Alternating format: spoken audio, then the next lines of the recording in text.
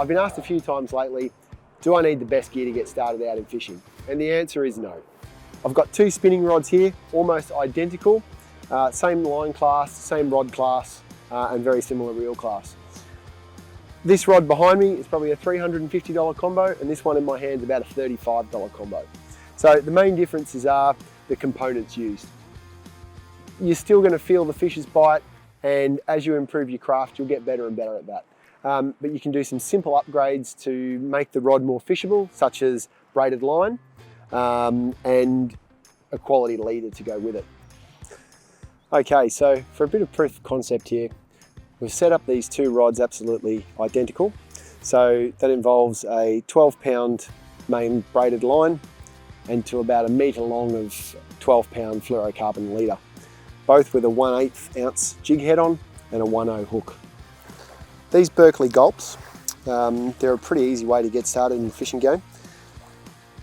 They require pretty minimal action. They already come soaked in a fish scent, so they're pretty irresistible to fish, and pretty much a lot like what fish you're going to be feeding on in the estuaries here. So to rig one of these up is really simple.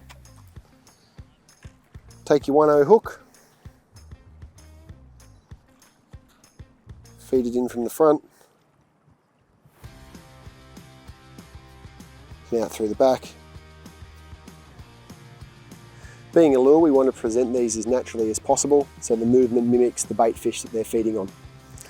So presented like that with minimal hook exposure and a really light jig head is going to ensure that the action on the bottom of the sand is just like the real deal.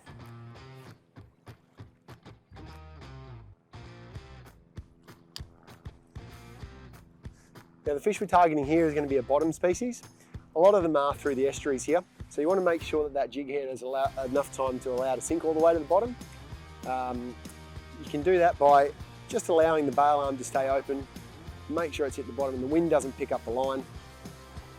Once you're on the bottom, you can just wind up a little bit of slack so you've got contact with that lure. So if you get a bite, you can feel everything. So fishing with these little jig heads doesn't require a whole heap of action. We're fishing right around this pontoon here now because you might find that there's some brim or some whiting, something like that, hiding under them. Great place to pull a fish out from a structure. So vary your technique a little bit, try jigging, you can cast with a slow retrieve. There's heaps of different options. Find out what works best for where you are. If nothing's biting, don't hang around too long. Move around, see if you can attract something else.